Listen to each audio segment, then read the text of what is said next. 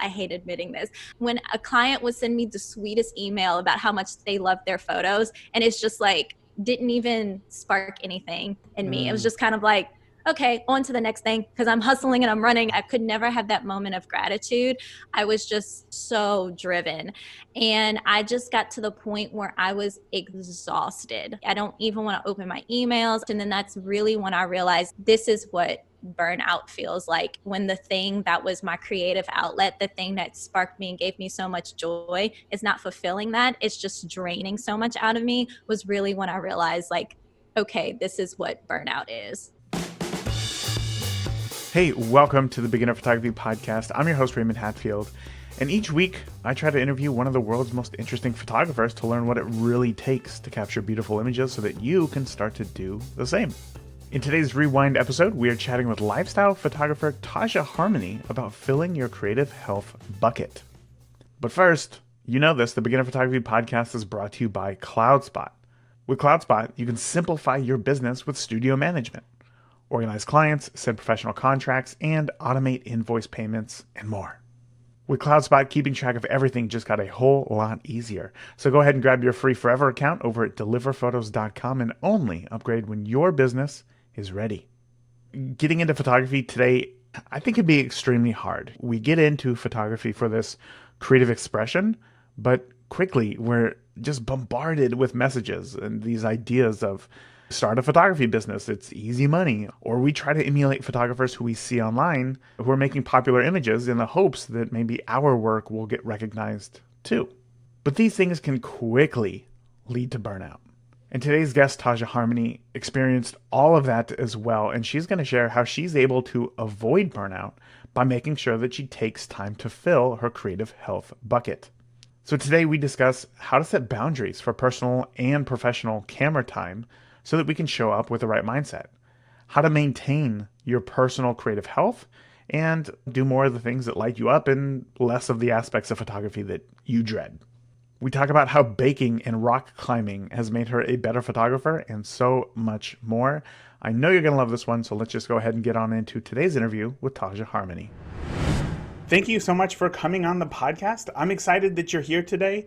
You are one of these people who I found, it's actually a really crazy story how I found you. I was looking for tools to help better with photography workflows, and you left a comment on somebody's blog, and it was very upbeat, it was very happy, it was very excited, and I thought, wow, this person is like really obviously appreciative of what's going on. So I clicked on a link and it showed your name, and then wow, this sounds really bad. And then I Googled your name, and then there you were. You popped up. There was your website. There was your podcast as well. And just digging in, I could tell that you are a force of somebody who wants to do good things in the world, who is really excited about what it is that you do, that you have a lot of passion. And sometimes I feel like that's lacking from a lot of other photographers, just in our industry, I suppose. So, wow, that was a really long introduction. I apologize for that. But overall, what I'm trying to say is, TahJah, thank you so much for coming on the podcast today. Thank you so much for having me. That's so crazy. I always love to see like how people end up finding each other, because it's always a crazy story like that. So I love it. It is, and I feel like that happened more, oddly enough, when we spent more time just like talking to friends and family and who do you know, and building those relationships. But now that it's all on the internet, I feel like there's less of that. So whenever you can find that little piece of gold, I suppose, it's always very fun. So yeah, I'm excited to have you on today. We're talking about creative health. We're talking about feeling better as artists. But before we get into any of that, can you share how you got started in photography in the first place? Yeah, so I have always gone to performing like art schools. And so I started learning how to be in the dark room and developing photos when I was actually 8.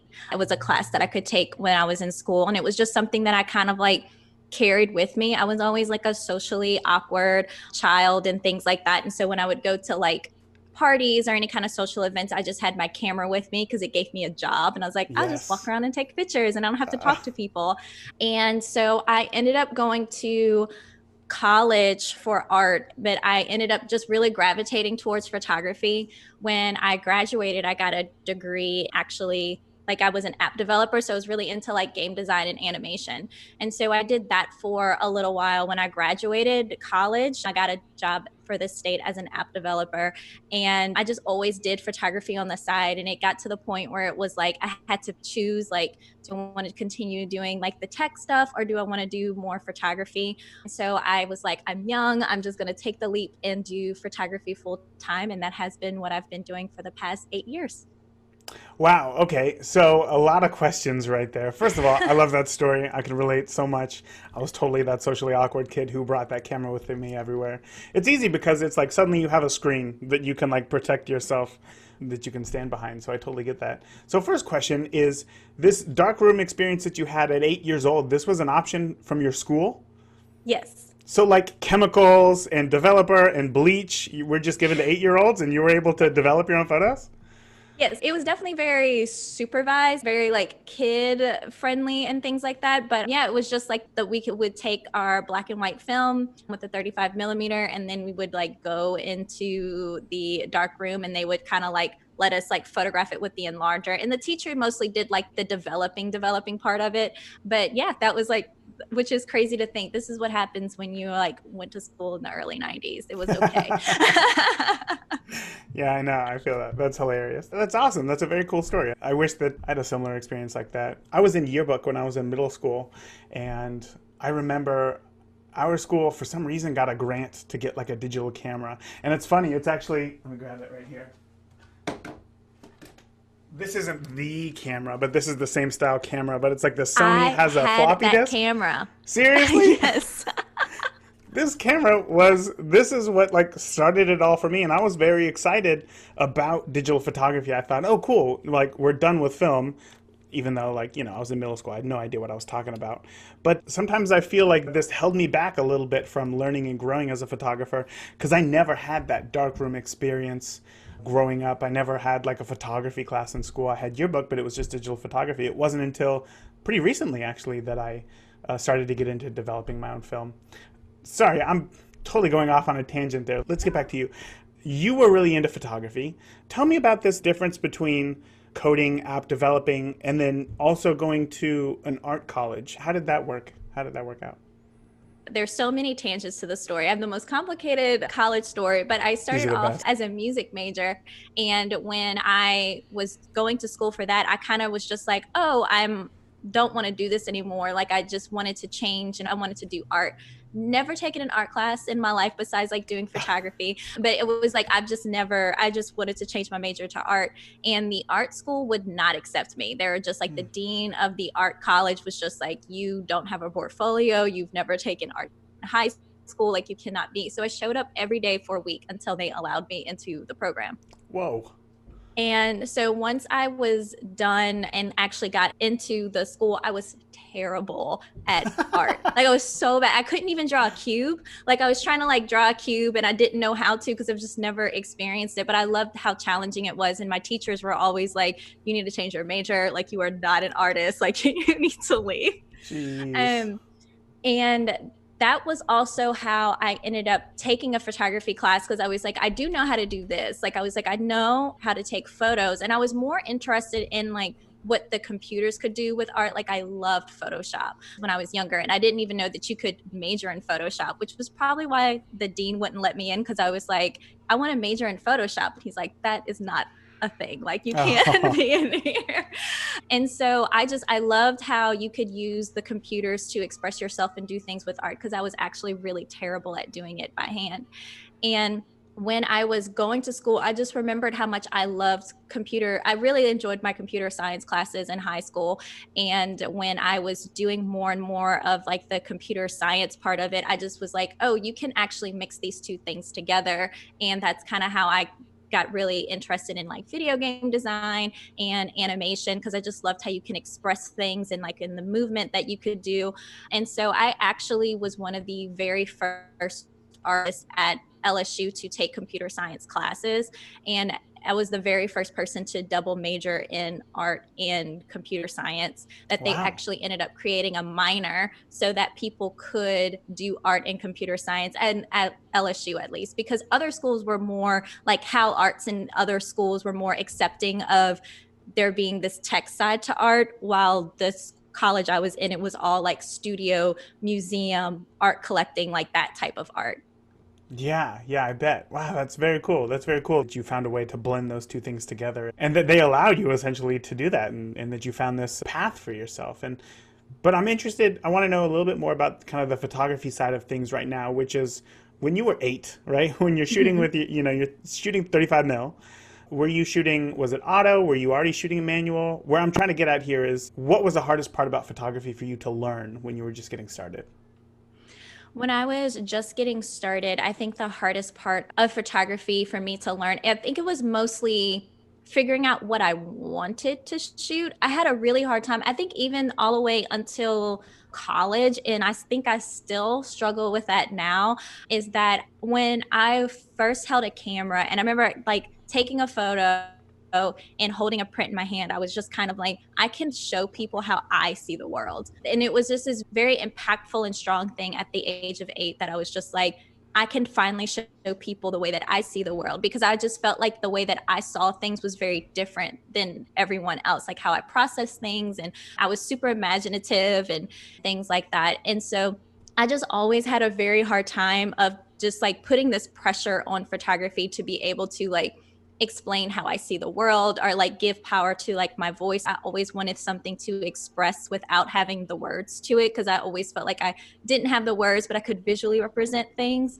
And I think that it's still, even at from that young age into even being an adult, I'm just like, I just feel like this pressure of being able to like tell these very strong stories through my photography. I feel like you crawled into my brain and you said exactly my story as well. That's incredible. How old were you? Obviously, you enjoyed photography for a while. So, at what point did you decide, you know what? I love photography. I want to make this a big part of my life. It definitely wasn't until college, because it was just kind of something that I did. I didn't even necessarily think that it was a talent or a skill, because it was just something that I've just always just kind of done. It was always kind of like my safety thing. It was like how I just enjoyed doing it. And when I started college, because I had such a hectic schedule, I couldn't work. And so I kind of was like, that's when I learned about wedding photography and working on the weekends. So I started my photography business when I was in college, and I just kind of would photograph things on the weekends and like get paid so I could spend all this money on art supplies, because art school is so expensive.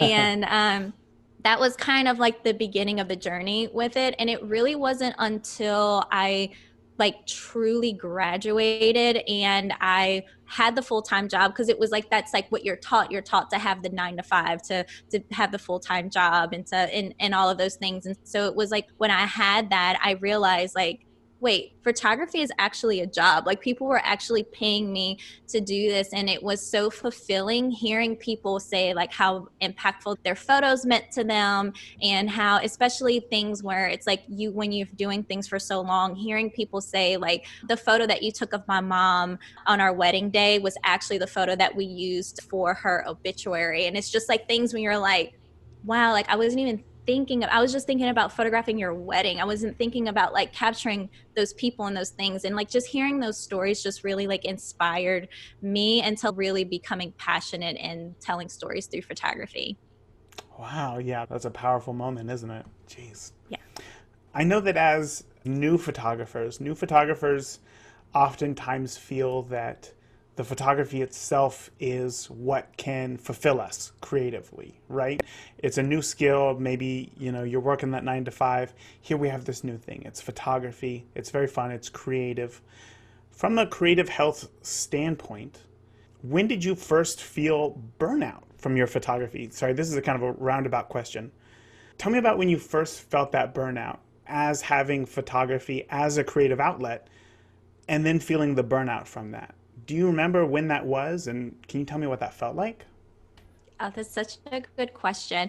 I think it was when you first start your business. And this is also the mindset that you need to have when you first start your business. Everything is hustle, hustle, hustle. It's this constant drive of being motivated, of like, you have the girls with the Beyonce cups that's like, I have the same amount of hours in a day as Beyonce. And Yeah. so like I can be as successful, and everything is like is hustle, stay humble, hustle hard. And it's just like this constant, I just always felt like I had to go, go, go, go, go, and just run as fast as I could. It was like as soon as I was done with my 9 to 5 job, I was coming home and I was editing, I was responding to emails, I was working on my website, I was building this business. But then once it was built, I still had that hustle mentality where I was just like chasing after every dollar, getting all the clients, constantly being on social media. And I just realized after like that 5 year mark of doing that, that I was like, I am tired. I cannot hustle anymore. And it was like, especially when I would even get a new inquiry or even getting, which is going to sound so terrible, I hate admitting this, when a client would send me the sweetest email about how much they loved their photos, and it's just like, didn't even spark anything in me. It was just kind of like, okay, on to the next thing, because I'm hustling and I'm running and I just have to get, now I have to get the new thing. It was like I never took that, I could never have that moment of gratitude. I was just so driven. And I just got to the point where I was exhausted. Like I was like, I can't respond. I don't even want to open my emails. I don't want to open my camera. It's like if I had to do another shoots all weekend long, it was just it was too much. And then that's really when I realized this is what burnout feels like, when the thing that was my creative outlet, the thing that sparked me and gave me so much joy, is not fulfilling that. It's just draining so much out of me, was really when I realized like, okay, this is what burnout is. Yeah, yeah. Oh, I can relate to that as well. That's a tough feeling. How do you define creative health? I love that. So creative health is definitely something that was having coffee with one of my friends, and she was talking about like her physical, her mental, and her spiritual health. And she was like, I feel like all of these things are being fulfilled. I'm like, I'm working out, I'm eating well, I am like enjoying my family, I feel very spiritual and connected with the world. She's like, but I still just always feel so burned out that it's not connecting to my work, because she was a joy maker. And so she just felt like very uninspired to create things, even though everything in her life was going very well. And I felt the same. And I was telling her how I felt the same way. And I was like, what if as creatives, we had like this creative health bucket that needed to be fulfilled, just like our mental, spiritual, and physical health? Because a lot of times we read things about like self-help where it's like, Mm-hmm. you know, turn your mind off, turn off your computer, enjoy the time with your family, take a bubble bath, like all of those things. But unfortunately, as creatives, like what we do is so conceptual that our minds go everywhere with us. So it's like, even when I'm watching a movie, I'm like analyzing the light and looking at it, thinking about emails.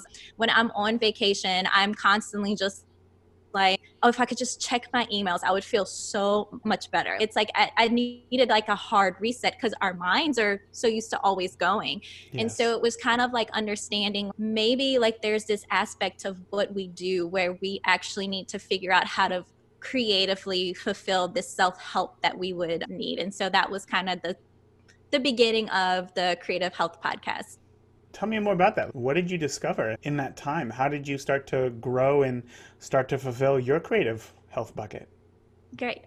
So I think that this looks different for everyone, and it's really about like auditing and analyzing everything that you do. So one of the very first things that I usually will tell people to do is take note cards, like individual note cards, and write down everything that you do for your business. So it can be something, anything where it's like we respond to emails, we do taxes, we do wedding photography, or maybe you edit this. And let's just like writing down all the things that you do so that you can actually visually see how exhausted you are, because you'll have like a stack of note cards individually where you're just like, one person cannot do all of these things. As much as it's like we love to be that person that can do, but you can't do all of those things very well. And so what I do is I kind of go and do this like Marie Kondo the kind of method where it's like looking at every individual note card and just be like, do I like doing this part of my job? Like, does this spark joy, or could I hand this off to someone else? And so that kind of also begins that journey of you understanding, like, if you're like, I don't like responding to emails and doing client work or any of that client back and forth, and scheduling is very draining for me, I might need to hire a virtual assistant. So it's like, or if you're just like, I love taking photos, but I don't love editing them, I might need to hire an editor. So it's mostly just kind of going from a very like logical standpoint of a backbone standpoint of just going through everything that you do and figuring out like ways that you can like pass that on to other people, so you can do focus on the thing that makes you very passionate, which is probably, like the creativity and the actual work, and it takes that brain space away. Also, like finding a new passion, which is very hard, especially in this day and age, because usually when we find a passion, we try to make it a business. So it's like if you start like, it's just like what we do. Even if you start like, I love doing calligraphy and I love writing and doing these watercolor works, and then you start posting them on Instagram, and then you're like, I can sell these. I'm gonna make that into a business. And so we're constantly figuring out how to do things like that. So finding something that actually restores you creatively, that isn't necessarily a side hustle. Like, don't try to create another side hustle. Mine has been cooking, and also like, so baking is very important to me, and then rock climbing. Having those creative outlets to have something like physical taken out of me also like brings back a new fresh set of eyes like to my work. When I started like being around different people and with rock climbing, that just kind of really inspired me. And as well as doing things like baking, just little things like that can actually re-inspire and fill you up when you go back to your client work. Oh my gosh. That was a pretty clear definition of when something should be a business and when it shouldn't be a business. It's a very analytical look at things, and I appreciate that, because in this artistic world that we live in, a lot of times there's this gray area of what, of when you can make money and when is it okay and when you should keep things artistic. So I appreciate you sharing that, and how to be a happier business owner. That's what it was. That was great. Let's go back to art college for a moment. Yes. I'm thinking about this because art college is this place where I went to a film school, so I don't know if it's not exactly like an art college. We didn't draw anything, but the idea of creativity was kind of fostered, and it was kind of promoted to grow within us.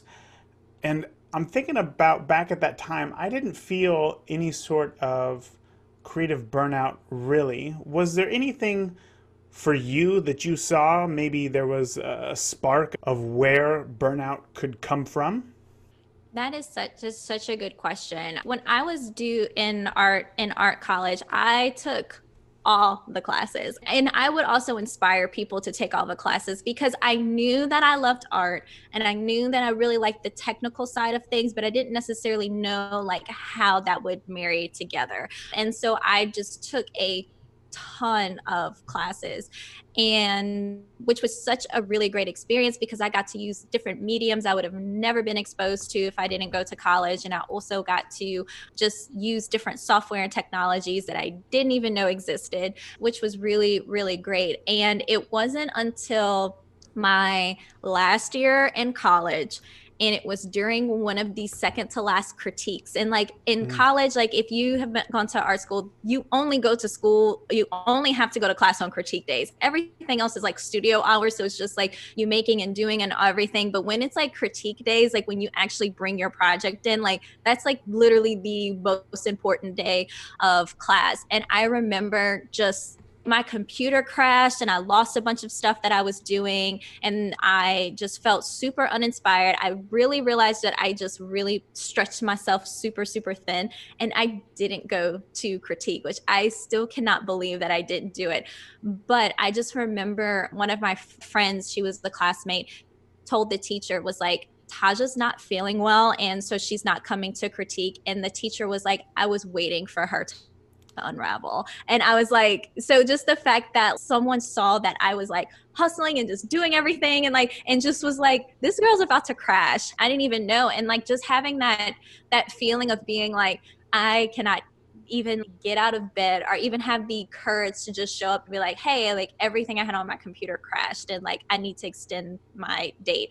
That was kind of like a wake up call for me of being like, I am doing too much. Like I really need to go back and figure out, I don't need to like carpe diem every single second of my life.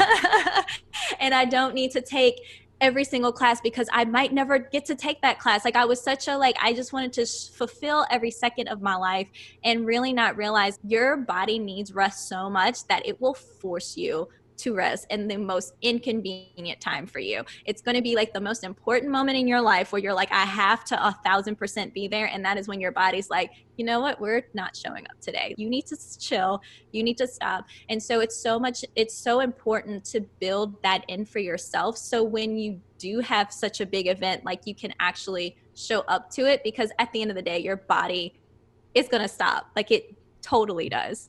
Oh my gosh. What did you do after that as far as school went? Were you able to get an extension? And then did you just take a week off and just sleep the whole time to try to recover? What happened? I was able to get an extension, and my teacher was like, I'm just very fortunate. Of all the teachers that I had, Oh, it was this good. one that was just like it worked out fine, but it really was the beginning of things where I was just like, I remember my brother telling me, he made a comment. He was like, when you rest, when you have your downtime, he's like, you're watching YouTube videos on how to do photography or how to do Yes. art. And he was just like, that's not resting. And he was like, you're reading books on how to do the things that you're in school for all the time. He's like, that's not resting. And I was just like, well, then what's rest? And it was like that. I was like, what's the difference between watching like a reality show on TV or watching a YouTuber on every like second of like breaking down a camera and explaining every technical detail? Like, how is that not rest? And so that was really like the beginning of me realizing that I didn't know what rest was. Oh my God. So tell me about that line then. Where and how much education do you do versus what do you do to actually rest now? Because I'm interested, because now I'm the same way. When I'm done in front of the computer and I'm hanging out with the family, like if they're just watching TV, I'm thinking, I don't want to watch this. So I'll just watch tutorials on my iPad or something. So I'm really interested to hear what you do. Yeah. And I feel like this looks different. Like, of course, this looks different for everyone. So it's kind of just figuring out like what works really well with for you. At first, mine was the easiest thing was like getting into mindless television, which was actually really hard for me, because it was so hard for me that like I couldn't sit down and just watch TV. If I sit down and watch TV, it's like I have to have food. I'm checking my phone. I would start cleaning because I'm like I can't sit still. Like it's just Yeah. like humanly impossible for me to sit still. I hated going to the movies because I was like, I have to sit in this room for an hour and a half, or it's like 2 hours. It's not even, it's like more than that now. And I'm just like, I need to talk. I need to do something. I need to like be out in the world. And so like, I remember being like, I should be able to watch a 30-minute episode and not pick up my phone of something. I should be able to do that. And it was so hard to do. And once I kind of got to the point of just being like, of just kind of turning off my mind and being able to like actually watch an episode of something without like trying to do something else, that's kind of like when I realized, okay, like this is what it's like to have your mind turned off. That was something that kind of helped me with that. But then I realized I really like plants. I like watering my plants and taking care of my plants. I got really into like making coffee. I'm like one of those Instagram people who is like, I grind my own beans and I like, have my little tea kettle. It was trying to take away the instant from my life. I think was like, I was like, I love coffee and I love when I get a good cup of coffee, like when they do the pour overs. Instead of me just like having a machine that does it for me, maybe I can actually learn how to make it myself and kind of like slow down and let that be like a way that I don't have like this instant gratification. I actually work a little bit for it. Oh my gosh, that's so great. Try to take away the instant. Take away the instant. That's a fantastic way to just kind of summarize this whole episode, essentially. Everything that we're talking about here. You're absolutely right. Taking away that instant. I'm going to let that marinate for a while. That's good. That's really good. When it comes to coffee, do you have a favorite kind of coffee? I love just black coffee. Mm-hmm. Especially, I'm really big into the French pressing my coffee. I try to like get really into the pour over because it's like it's beautiful and that's usually what everyone likes. But I love just black French pressed coffee. It's my favorite. Do you have a favorite like blend of coffee, I guess? Like light roast, dark roast? As somebody who's like really into coffee, what do you prefer? I gravitate more towards light roasted coffee, especially since I French press, because it's like makes it just stronger, and like also you don't have as much as that, like it has just like more flavor profile to it. So I gravitate more towards the lighter roast. And there's actually this really cute coffee shop that's like right across the street from me, and they make their own beans, and it's called French Truck. They're in New Orleans and in Baton Rouge, and I love their coffee. That's usually the brand that I get. Oh, that's so cool. You know what I love? There was, I forget what the show was, but there was this show that I watched a long time ago that just kind of profiled artisans, I suppose, but it was over everything. And I didn't know this was a thing, but in Japan, there's this chef and he raises his own chickens. And because it's not a farm raised chicken, because it's not pumped full of antibiotics, he's like, you can serve it like medium rare if you want to, which I had never heard of before. I didn't even know that this was a thing. I thought that all white meat, pork, chicken had to be served at like 190 degrees or whatever it is.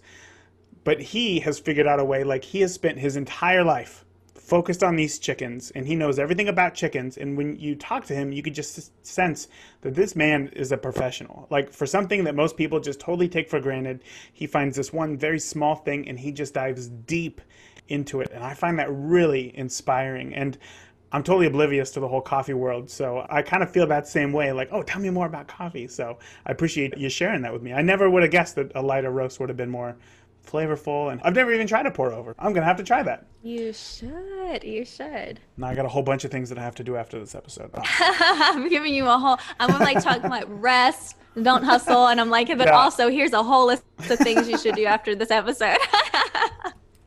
That is perfect. That is hilarious. I want to get back to it. You mentioned talking about being able to watch a full episode of something without being on our phones. And I'm right there with you. But at the same time, our phones are very powerful tools. We use them for more than just endless, mindlessly browsing. So are there any sort of apps or programs that you use on your phone that helps you fulfill your creative health bucket? I am not necessarily going to give you an app, but I'm going to tell you when it comes to notifications is to turn them off. Unless I like actually sign into Gmail, I don't have like Gmail on my phone. Like email and my phone do not go hand in hand. Like I have to be at my desk on my computer in order to respond to email. I have time that I set that for. I don't have any kind of notifications on my Instagram or Facebook, like anything like that. I just don't have my notifications turned on because you really should try to get to the point where you're blocking off the time for that. And like right now we're recording this episode during quarantine. So it's like, I don't even need the notifications because I'm on the apps. I have no time that I'm doing anything. I am just on them. But if I could tell you anything to do like with your phone is to get as many of the notifications off as possible. I think the only time I'm really alerted is for text messages, but I don't let my clients text message me. So I know that's usually from like friends and family. Mm-hmm. Obviously, you've heard of like FOMO, fear of missing out. Have you ever experienced any real ramifications of turning off notifications on your phone, or has it all just been, everything's been fine? Is this something that we just, create in our head? I wasn't experiencing FOMO. I was experiencing a lot of resentment for something that was totally my fault. I can remember like spending time with my family and I was like, just being with them. I have this little brother who's like 20 years younger than me. And so I was just like spending time with him and having this moment. And I just get this email from a client who just wanted something. And it's in her email, it just sounded so urgent. And it could have been how I read the text message. Also, at the end of the day, she doesn't know that I'm with her, but I was just like, why would you send this to me on a weekend that I'm doing something on the it's so late. But that's when she had her free time because she's not, you know what I mean? That's when the moment that I realized I was like, this is not healthy. Like, this is not something that I need to be doing. And at the end of the day, like, I can't get to this now because I am with my family. I'm not in front of a computer. I can't respond to this. So when I realized that when I did get to my computer, and I actually like sent her the email, everything was fine. Like I made it a bigger deal than like what it was, but it was because I was able to read it and to see it. And that really just like takes you out of a moment. It's like almost like a punch. And it's just like, it really just like takes so much out. And so I kind of realized like I need to set these boundaries to maintain a healthy relationship, because like what if I responded to her and I was just like, how dare you send an email to me at 8:00 at night? And it makes me sound like I'm being so like sassy to my clients. I'm totally not. But it's like, it realized to me that like I needed to set those boundaries so that I can show up the best way that I can. Yeah, absolutely. Set boundaries and take away the instant. This is Yeah. great. This is Yeah. great. Oh my gosh.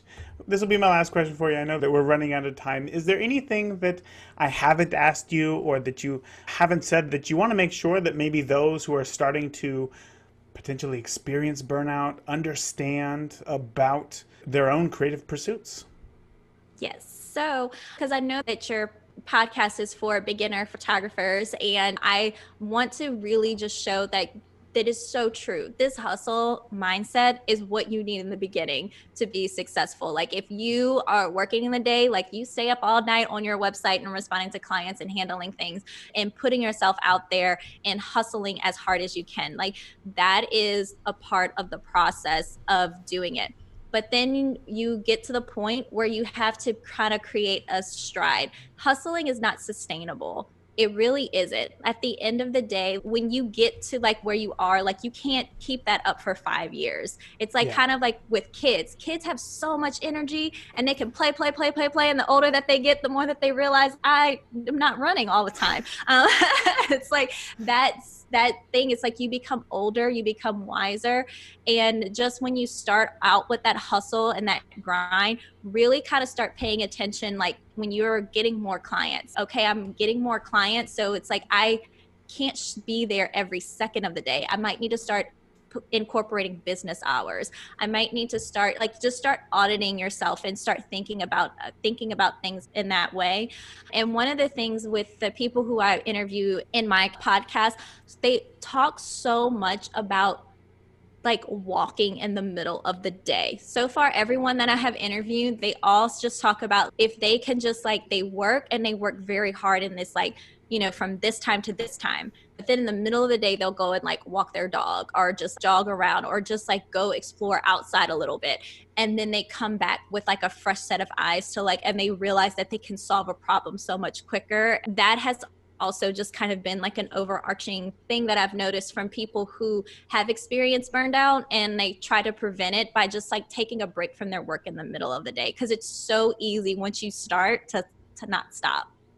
Yeah, absolutely. And once again, I mean, just kind of separating yourself from whatever it is that you're working on just for a few minutes really does help. Really does help. Yes. Well, TahJah, I have to say thank you so much for coming on and sharing everything that you did today. It's been a pleasure chatting with you. For all the listeners who want to find out more about you or follow you online, can you let them know how to get in touch? Yes. So you can find me definitely on Instagram. That's usually where I'm the most up to date. And it is at TahJah Harmony. And it's TahJah like the Taj Mahal. So it's TahJahHarmony, which I'm sure you'll have linked somewhere.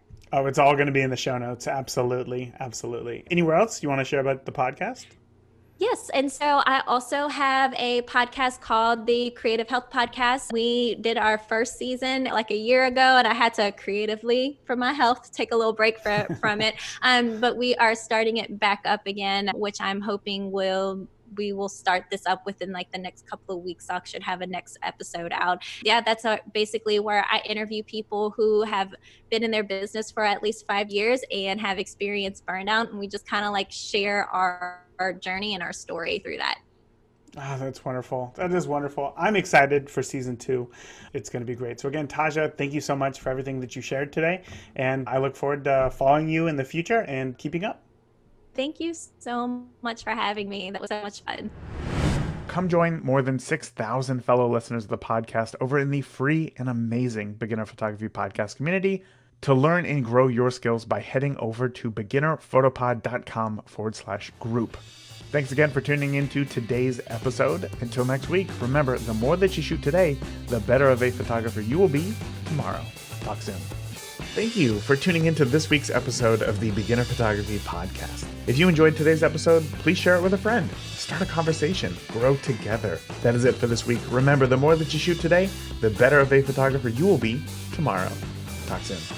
Thank you for listening to the Beginner Photography Podcast. Keep shooting, and we'll see you next week.